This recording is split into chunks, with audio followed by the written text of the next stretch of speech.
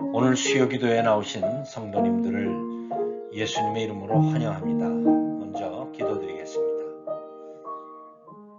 은혜로우신 아버지 하나님,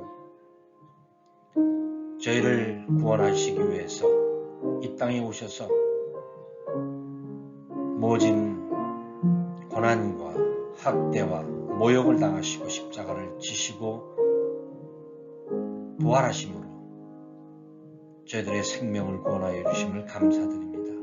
그 주님께서 이제 때가 차면 다시 오셔서 거룩한 혼인잔치의 자리로 저희를 부르실 것을 믿사오니 이 시간 사랑하는 모든 성도들 성령으로 눈과 귀를 열어주셔서 거룩한 신부로 준비되는 복된 시간 되게 하여 주옵시고 부족한 종의 입술을 주장하여 주셔서 온전한 주의 말씀만 증거하게 하여 주옵소서. 예배 시종을 주님께 의탁하오며 우리 주 예수 그리스도의 이름으로 기도하옵나이다. 아멘. 찬송가 191자입니다. 내가 매일 기쁘게 함께 찬양합니다. 내가 매일 기쁘게 주의 얘기하며 주의 발을 감사하며 내가 주의 큰 복을 받는 참된 비결은 주의 영이 함께함이라. 성령이 계시네 할렐루야 함께하시네. 좁은 길을 걸으며 너무나 기뻐하는가 주의 영이 함께함이라. 죄에 빠져서 평안함이 없을 때 예수 십자가의 공을 힘입어 그발 아래 엎드려 참된 평안 얻음은 주의 영이 함께함이라. 성령이 계시네 할렐루야 함께하시네. 좁은 길을 걸으며 너무나 기뻐하는가 주의 영이 함께함이라.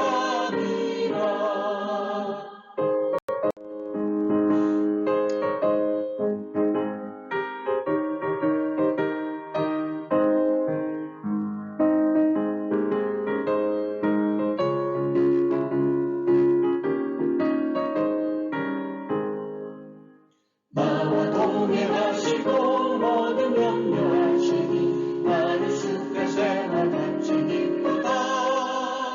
내가 기쁜 마음으로 주의 뜻을 행하는 주의 영이 함께함이라. 성령이 계시네 할렐루야 함께하시네. 좁은 길을 걸으며 너무나 기뻐하는가 주의 영이 함께함이라. 세상 모든 욕망과 나의 모든 정욕은 십자가의 힘이 못을 받았네. 어둠 밤이 지나고 무거운 짐 벗으니 주의 영이 함께함이라. 성령이 계시네 할렐루야 함께하시네. 좁은 길을 걸으며 너무나 기뻐하는가 주의 영이 함께함이라. 아멘. 오늘 함께 나눌 하나님의 말씀은 룻기서 1장 22절로 2장 3절까지 말씀만 보도록 하겠습니다. 함께 스크린을 보고 봉독하겠습니다. 나오미가 모압 지방에서 그의 며느리 모압 여인 룻과 함께 돌아왔는데 그들이 보리 추수 시작할 때에 베들레헴에 이르렀더라. 나오미의 남편 엘리멜렉의 친족으로 유력한 자가 있으니 그의 이름은 보아스더라. 모압 여인 룻이 나오미에게 이르되 원하건대 내가 밭으로 가서 내가 누구에게 은혜를 입으면 그를 따라서 이삭을 줍겠나이다 하니 나오미가 그에게 이르되 내 딸아 갈지어다 하매 룻이 가서 베는 자를 따라 밭에서 이삭을 줍는데 우연히 엘리멜렉의 친족 보아스에게 속한 밭에 이르렀더라. 아멘.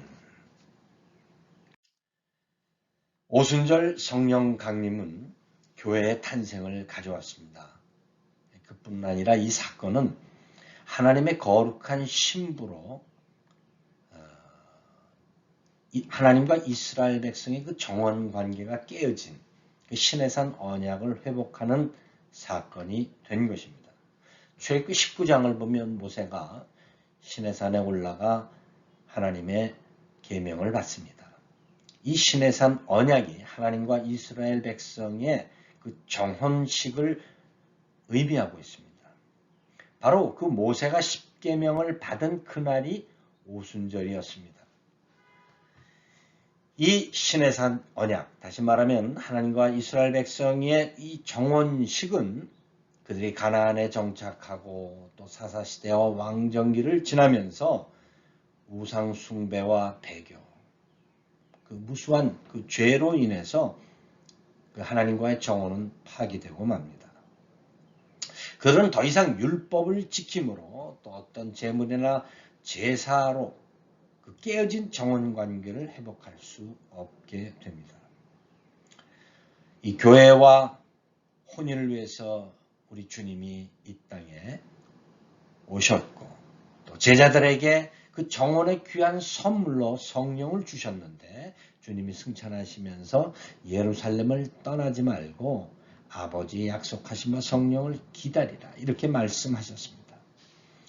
그 말씀에 순종하고 엎드려 기도하던 120여 명의 성도들에게 강력한 성령이 임한 것입니다. 이것이 바로 시내산 정혼관계 회복을 위한 우리 주님의 역사심입니다. 그래서 이 오순절은 유월절과 초막절과 함께 이스라엘의 3대 절기로 부릅니다. 그래서 유대인들은 이 오순절에는 그 율법을 받은 신명기 19장 20장 말씀을 묵상하고 또 오늘 우리가 나눌 이 룻기서를 읽습니다. 성경에서 유일하게 여자의 이름으로 지은 책이 에스더와 이 룻기인데 특별히 오늘은 오순절과 관련있는 이 룻기의 말씀을 중심으로 룻과 보아스라는 제목으로 은혜를 나누고자 합니다. 이 룻과 보아스가 만난 바로 그 계절이 보리 추수가 시작하는 초실절기 그리고 이제 밀추수 두 번째 추수죠. 밀추수 기간인 오순절의 그 기간을 배경으로 하고 있습니다. 룻은 이 땅의 성도, 교회 그리고 보아스는 그리스도의 예표로 우리에게 많은 영적 교훈을 주고 있습니다. 이 혼인을 통해 창세기 3장 15절에 약속하신 그 메시아 언약이 성취되는 통로로 룻과 보아스를 하나님은 사용하고 계시고 또한 이 성령 시대를 살아가고 있는 우리 모두에게 귀한 말씀을 주고 있습니다. 룻과 보아스를 통해서 우리가 생각해 볼 첫 번째 영적 교훈은 하나님의 섭리입니다. 오늘 본문 22절 말씀 함께 읽습니다. 나오미가 모압 지방에서 그의 며느리 모압 여인 룻과 함께 돌아왔는데 그들이 보리 추수 시작할 때 베들레헴에 이르렀더라. 이 신구약 성경 전체 속에 흐르는 중요한 사상이 바로 하나님의 섭리입니다.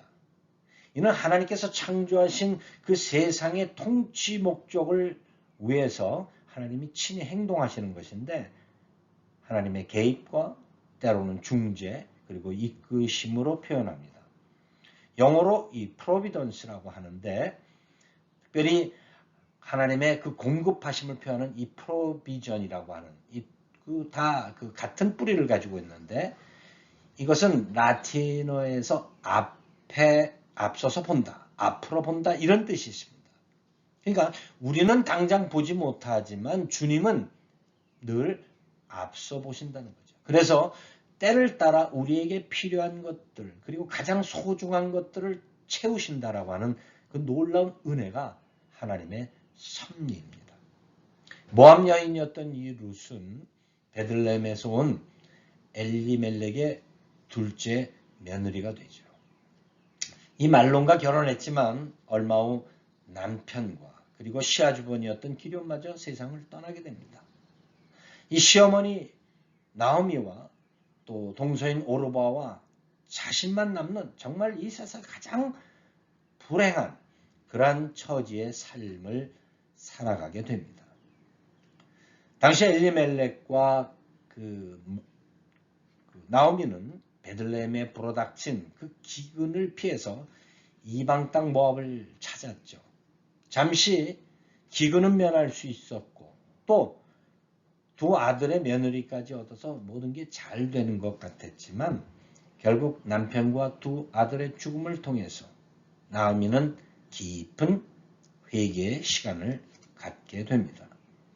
팬데믹의 긴 터널을 지나면서 주위에 사랑하는 이들을 먼저 보낸 안타까운 가족들의 소식을 종종 듣게 됩니다. 물론 가족들이나 이를 지켜보는 모든 사람들에게 큰 슬픔일 수 있습니다. 그러나 하나님의 주권 앞에서 우리는 침묵하며 그 생명을 주시고 또 하나님의 때에 거두시는 주님의 섭리를 우리는 늘 기억해야 합니다. 그래서 고난과 절망은 마치 동전의 양면처럼 우리에게 새로운 출발이 되도록 하나님의 개입하심을 보게 됩니다. 이것이 하나님의 섭리입니다. 하나님은 우주 역사 속에 친히 중재하시고 주관하셔서 우리보다 늘 앞서 보시며 우리에게 가장 좋은 것을 허락해 주십니다. 나오미는 하나님의 그 주권 앞에 순종하며 고향으로 돌아갈 것을 결심하면서 두 며느리를 불렀습니다. 나오미가 두 며느리에게 이르되 너희는 각기 너희 어머니의 집으로 돌아가라. 너희가 죽은 자들과 나를 선대한 것 같이 여호와께서 너희를 선대하시기를 원하며. 나오미는 미안한 거예요. 두 며느리에게. 그 젊은 나이에 과부가 된 그 두 여인들을 안타까우며 고향으로 돌아가 너희들의 삶을 살라. 이렇게 또 그 길에 하나님이 함께 하시기를 원한다라고 축복했던 겁니다. 수차례 이 나오미의 권면에 못 이겨 큰 자부 오르바는 떠나게 되죠. 그러나 룻은 달랐습니다. 왜냐하면 룻은 그가 이 엘리멜렉의 가정의 며느리가 된 다음에 하나님이 누구신지 알았기 때문입니다. 그래서 그녀는 이렇게 고백합니다. 어머니께서 가시는 곳에 나도 가고 어머니께서 머무시는 곳에 나도 머물며 어머니의 백성이 나의 백성이 되고 어머니의 하나님이 나의 하나님이 되십니다. 라는 놀라운 신앙 고백을 하게 됩니다. 어떤 고통과 좌절의 순간이라도 이 룻과 같은 믿음의 결단은 반드시 하나님의 구체적 개입을 가져옵니다. 그녀의 선택은 편한 육신적 삶이 아니었고 믿음의 선택이었기 때문입니다. 나오미와 함께 그들이 고향으로 돌아갈 때 첫 추수기인 보리 추수가 막 시작한 때임은 결코 우연이 아님을 우리는 알게 됩니다. 가나안 정복한 후에 이스라엘 백성들은 유목민에서 그들이 정착민이 되면서부터 이 땅에 기반을 둔 새로운 경제 체계로 전환하게 되죠. 그래서 이 농사를 중심으로 해서 그들의 삶이 이제 변화되었습니다. 그래서 유대인의 이 3대 절기인 유월절, 오순절, 장막절은요 모두 농사와 깊은 관련이 있습니다. 6월절 다음 날부터 일주일 동안 그들은 무교절을 지킵니다. 근데 6월절 다음 3일 되는 날이 초실절인데 이때가 보리 추수한 다음에 그 첫 열매를 하나님께 드리는 바로 그런 제사를 드리게 됩니다. 그리고 6월절로부터 7일이 49일이 지난 50일이 되는 날이 오순절인데 이 바로 오순절에는 두 번째 추수인 밀추수의 계절입니다. 그래서 77절이라고도 말합니다. 오늘 룻기의 이 배경이 바로 이 두 절기가 되는 것은 결코 우연이 아닙니다. 여기에는 그리스도의 그 구속의 은총이 드리워진 깊은 영적 의미가 있습니다. 주님은 6월절 속죄함으로 돌아가셨습니다. 그리고 약속대로 3일 만에 다시 말하면 초실절에 부활의 첫 열매로 제자들에게 나타나셨습니다. 그로부터 49일이 지난 50일이 되는 때에 마가의 다락방에 모인 성도들에게 주님은 성령을 보내셨습니다. 다시 말하면 교회와의 거룩한 정언을 회복하기 위해서 약속하신 정언 선물이죠. 그 선물인 성령을 보내신 겁니다. 지금 루카 나오미는 보리 추수가 막 시작할 때쯤 고향으로 돌아온 것은 놀라운 하나님의 타임임을 우리는 보게 됩니다. 그들이 작정해서 보리 추수를 겨냥해서 돌아온 게 아닙니다.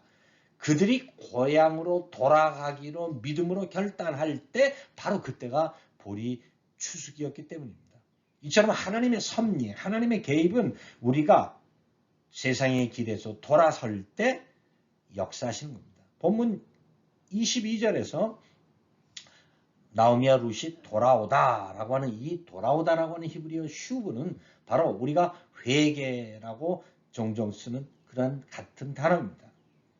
나오미는 차라리 고향을 안 떠났으면 좋았을 걸, 이런 후회가 아니라 지금이라도 내가 주님 앞에, 말씀 앞에 이 떡집이라는 그 베들레헴으로 돌아가야 되겠다라고 하는 그 믿음의 결단으로 돌아선 겁니다. 이것이 회개입니다.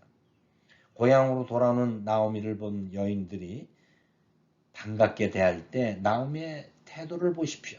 진정한 그 회개하는 모습을 우린 볼 수 있습니다. 1장 20절입니다. 나오미가 그들에게 이르되 나를 나오미라 부르지 말고 나를 마라라 부르라. 이는 전능자가 나를 심히 괴롭게 하셨습니다. 이 나오미라는 이름의 뜻이 나의 즐거움인데 그렇게 부르지 말라는 거예요. 마라라 불러라. 나는 하나님 앞에 부도덕한 여인이다. 죄인이다. 내 삶은 내 불신앙의 선택으로 고통을 가져온 삶이다. 이런 고백입니다. 이런 나오미에게 하나님은 보리 추수가 막 시작하는 절묘한 때를 예배해 주신 겁니다. 자, 이 보리 추수가 막 시작한 때라고 하는 게 중요합니다. 보리 추수가 끝날 때가 아닙니다.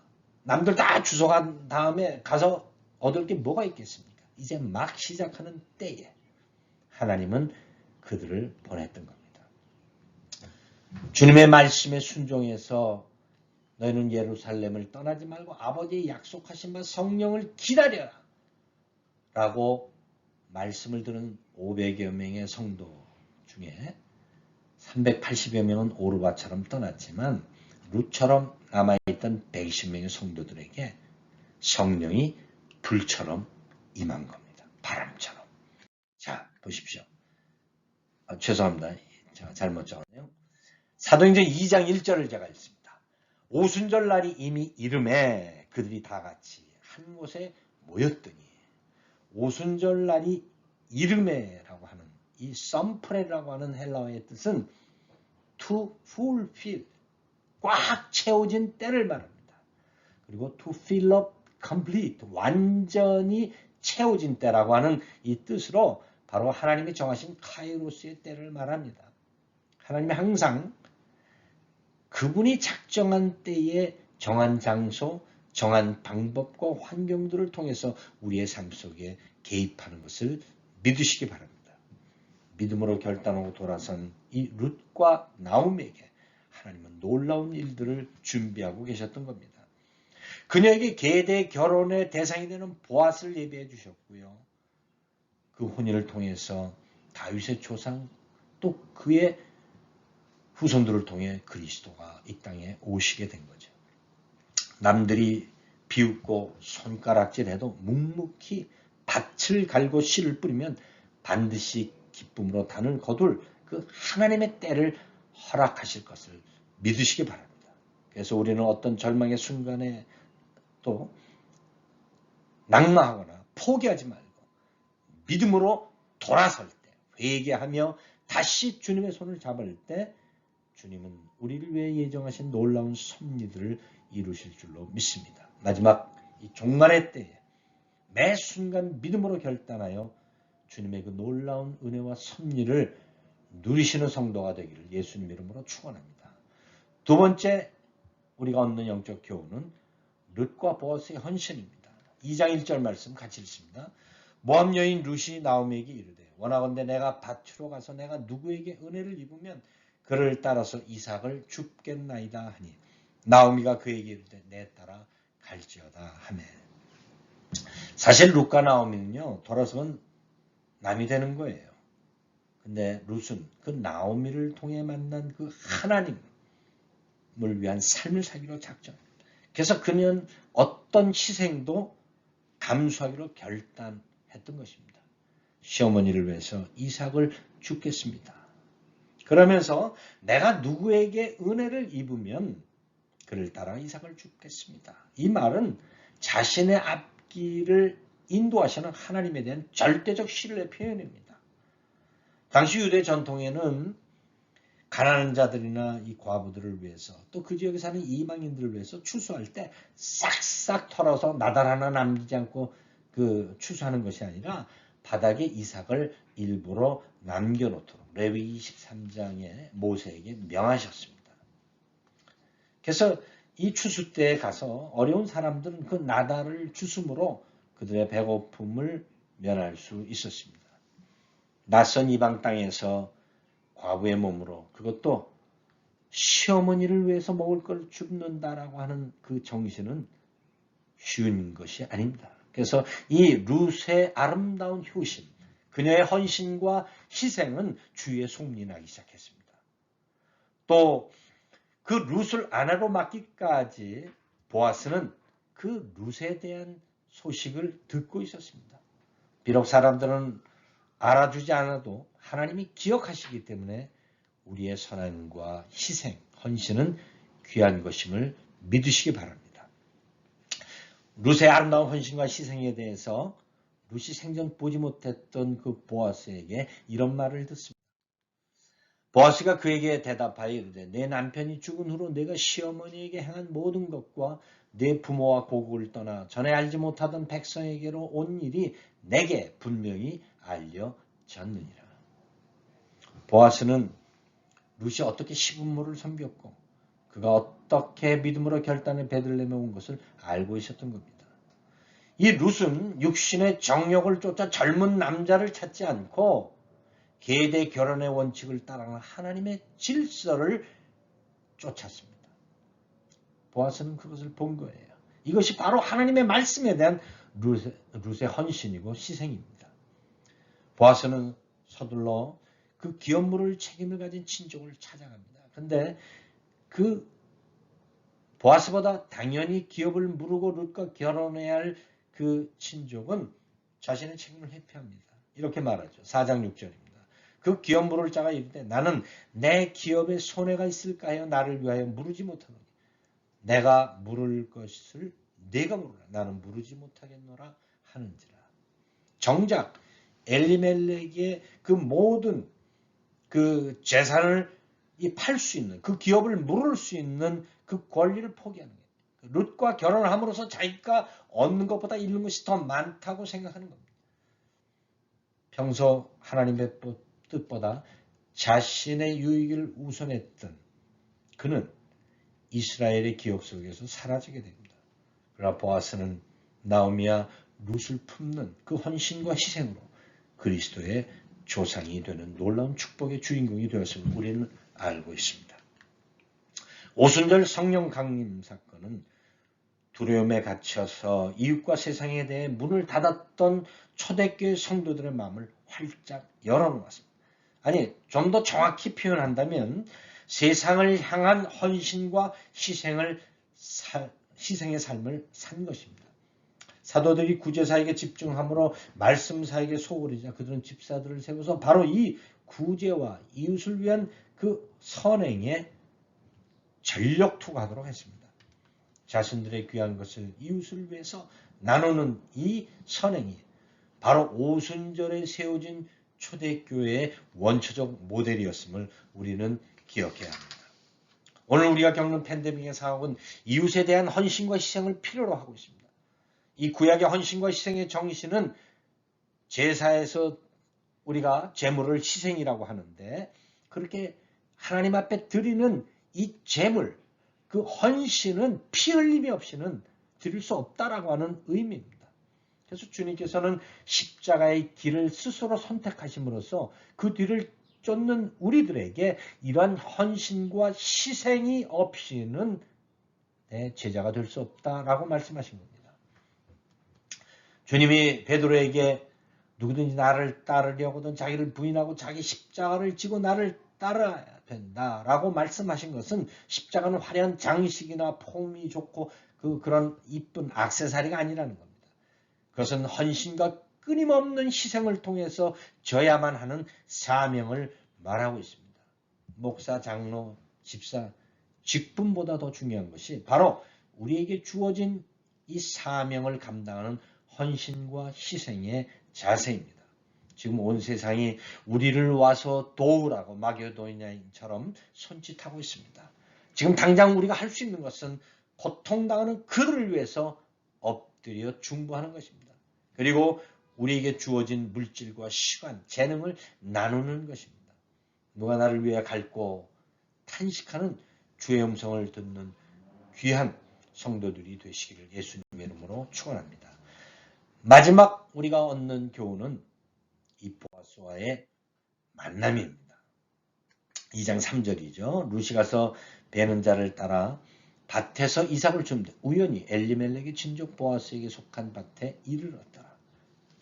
이 본문은 믿음으로 결단하고 하나님의 말씀에 순종한 룻에게 하나님이 친히 예비하신 것을 보여주고 있습니다. 그래서 우리가 이 만남을 위해서 기도를 많이 해야 됩니다. 특별히 자녀들의 결혼을 위해서. 또 귀한 교회와 성도들과의 만남을 위해서 우리는 하나님 앞에 기도해야 합니다. 룻은 나오미로부터 특별히 보아스의 그 밭으로 가는 그 약도를 받아들인 것도 아닙니다. 그리고 동네 아낙네들에게 물어가지고 어느 집 밭이 좀 곡식이 더 풍성하게 떨어져 있냐 알아보고 사전 정보를 가지고 온 것이 아닙니다. 여기 본문은 우연히라고 이렇게 기록합니다. 이 우연이라고 하는 이 어원의 의미는 맞닥뜨리다, 딱 떨어지다, 그리고 갑자기 임하다 이런 뜻입니다. 전혀 생각지도 않고 기대도 하지 않았는데 가보니까 보아스의 밭이라는 겁니다.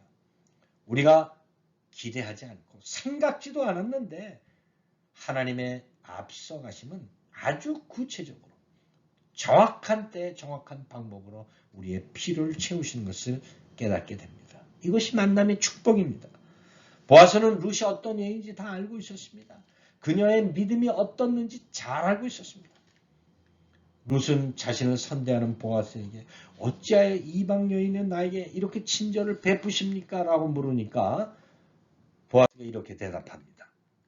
여호와께서 내가 행한 일에 보답하시기를 원하며 이스라엘의 하나님 여호와께서 그의 날개 아래에 보호를 받으러 온 내게 온전한 상 주시기를 원하노라 하는지라. 바로 룻의 그 결단을 칭찬하는 겁니다. 우리가 하나님의 놀라운 축복을 받는 첫 번째 관문이 돌아서는 겁니다. 회개입니다. 정말 요즘은 이 회개가 사라지고 있습니다. 철저하게 하나님 앞에 우리의 생각과 행동, 우리의 말, 우리의 삶 돌아설 때 진정한 휴구의 삶을 살 때 하나님께서 놀라운 축복을 허락해 주실 줄로 믿습니다. 바로 이 보아스의 축복이 마치 우리 주님이 여인들에게 그리고 오늘 우리에게 축복하시는 그 음성으로 들려지게 됩니다. 룻기 4장 13절은 그 둘의 혼인을 통해서 보아스가 룻을 맞이하여 아내로 삼고 그에게 들어갔더니 여호와께서 그에게 임신하게 하심으로 그가 아들을 낳은지라. 오벳을 낳은 거죠. 다윗의 할아버지. 그리스도의 조상입니다. 놀라운 축복입니다. 사랑하는 성도 여러분, 룻과 보아스의 만남이 주는 영적 교훈이 있습니다. 룻은 말론과의 첫 번 혼인이 깨어졌습니다. 마찬가지로 이스라엘 백성들은 출애굽기 19장 그 시내산 언약의 그 정혼 관계가 깨져버렸습니다. 그로부터 1500년이 지나서 주님이 이 땅에 오심으로 바로 신랑으로 오셨는데 이 정혼하기 위해서 오순절 다락방에 모인 성도들에게 정혼 선물인 성령을 부어주신 겁니다. 이 유대인의 결혼이 이 성경에 그리스도의 초림과 재림에 대한 아주 깊은 영적 관계가 있습니다. 유대인들은 정혼과 결혼을 통해서 완전한 결혼을 이루는데 이 정혼은 법적 효력을 갖습니다. 이 정혼한 신부의 삶이 너무너무 중요하기 때문에 그들은 정혼 후에 한 1년 내지 2년 동안 떨어지는 기간을 갖고 그리고 신랑이 다시 돌아와 이제 살집을 마련하고 돌아와 정식 혼인을 하게 됩니다. 자, 유대인들이 이 혼인잔치를 통해서 아주 중요시하는 몇 가지 있습니다. 첫째는 혼인 지창금입니다. 바로 신약 교회인 그리스도의 신부인 교회와 우리 성도들에게 주님이 흘리신 십자가의 보혈, 값을 치는 겁니다. 고린도서 6장 19절에 바울은 이렇게 말합니다. 너희 몸은 너희가 하나님께로부터 받은 바 너희 가운데 계신 성령의 전인 줄 알지 못했냐? 거룩한 신부로 살아야 된다는 거예요. 내게 아니라는 겁니다. 이제 신랑의 소유가 되었다는 겁니다. 너희는 너희 자신의 것이 아니라 값으로 산 것이 되었으니 그런즉 너희 몸으로 하나님께 영광을 돌리라. 저와 여러분은 주님의 거룩한 신부입니다. 혼인 지창금, 주님이 친히 십자가에서 피를 흘리심으로 우리를 값주고 사셨습니다. 두 번째 중요한 원리가 있습니다. 그것은 잠시 헤어지는 겁니다. 결혼했으면은 당장이라도 살림 차리고 이제 살 수 있는 거죠. 그러나 유대인의 결혼 전통은 그렇지 않습니다. 반드시 헤어집니다. 그리스도의 승천과 재림입니다. 한 1년 혹은 2년 정도 갖는다고 해요. 근데 여기에 또 하나의 그 의미가 그 신부의 정결함을 보기 위한 테스트 기간이에요. 그 여자들의 가임 기간을 10개월, 1년으로 봐서 1년 동안 떨어짐으로써 정말 순수하게 나만을 사랑하느냐를 보는 테스트 기간이 바로 주님이 승천하신 다음에 지금 우리가 살고 있는 이 시간인 줄로 믿습니다. 요한복음 14장 3절 주님이 말씀하시죠. 가서 너희를 위하여 거처를 예비하면 내가 다시 와서 너희를 내게로 영접하여 나 있는 곳에 너희도 있게 하리라. 주님이 가신 것은요. 우리와 함께 살 영원한 이제 하늘 나라 우리의 장막을 준비하기 위해 가신 겁니다. 그래서 반드시 오십니다. 마지막 우리 주님과의 이 혼인을 위한 세 번째 중요한 것은 선물입니다. 정원 선물이죠. 반드시 유대인들은 결혼을 하면요. 선물을 줍니다. 그래서 그 반지를 가지고 1년 동안을 2년 동안을 기다리는 거예요. 신랑 생각하면서. 요즘 같으면 카톡이 있어서 서로 주고받고 사진도 찍고 보내고 할 텐데 그저 얼굴도 보지 못하는 거예요. 그게 더 귀한 것 같아요. 주님이 우리에게 정원 선물로 성령을 주신 거예요. 요한복음 16절 이하 이렇게 말합니다. 내가 떠나가지 아니하면 보혜사가 너에게로 오시지 아니할 것이요. 가면 내가 그를 너에게 보내리니. 성령을 주님이 우리에게 정원 선물로 주신 겁니다. 바로 사도행전 2장 사건은 바로 초대교회, 그리스도의 신부인 교회에 정원 선물을 받는 사건입니다. 그래서 거룩한 신부가 된 겁니다. 깨어진 신의 산 정원의 회복을 우리에게 허락하신 거죠. 이제 우리 모두는 거룩한 교회로, 거룩한 신부로 다시 오실 주님을 기다리며 주님이 주신 그 선물, 늘 성령님과 동행하며 그 성령의 충만함으로 살아가야 될 줄로 믿습니다. 우리의 영혼의 불이 꺼지지 않도록 성령의 기름을 준비해야 됩니다. 사랑하는 성도 여러분, 주님이 곧 신랑으로 오십니다. 반드시 처소를 준비하고 오십니다. 이 거룩한 혼인잔치가 공중에서 베풀어질 그날이 다가오고 있음을 보아야 합니다. 밤모섬의 노사도 요한은 깊은 기도 가운데 그 혼인잔치를 예비하는 거룩한 신부들을 초청하는 주님의 음성을 들었습니다. 계시록 19장 9절 말씀입니다. 우리 마지막 말씀 같이 읽겠습니다. 천사가 내게 말하기를 기록하라. 어린 양의 혼인잔치에 청함을 받은 자들은 복이 있도다 하고 또 내게 말하되 이것은 하나님의 참되신 말씀이라 하기로. 아멘. 사랑하는 성도 여러분, 우리 남우교회 성도들 또 이 땅의 모든 그리스도인들은 거룩한 신부로 주님과 정혼한 신부로 이제 천국 혼인잔치에 초청을 받았습니다. 우린 그날을 기다리며 이 땅에서 거룩한 신부로 날마다 그리스도의 보혈로 옷을 빨며 회개하는 삶을 살아야 될 줄로 믿습니다. 요한이 분명히 보고 들었던 것처럼 장차 신랑으로 오실 그 어린 양의 혼인잔치에 거룩한 세마포로 준비하여 초대받는 남우교회 성도들이 되시기를 예수님의 이름으로 축원합니다. 기도하겠습니다. 거룩하신 하나님 감사합니다. 우리는 주님 곁을 떠난 탕자와 같이 영원히 죽을 수밖에 없는 그런 죄인의 삶을 살았습니다. 깨어진 정혼관계 회복할 방법이 없었지만 주님 십자가에서 피 흘려 죽으심으로 그 피값으로 우리를 다시 거룩한 신부로 맞아주심을 감사드립니다.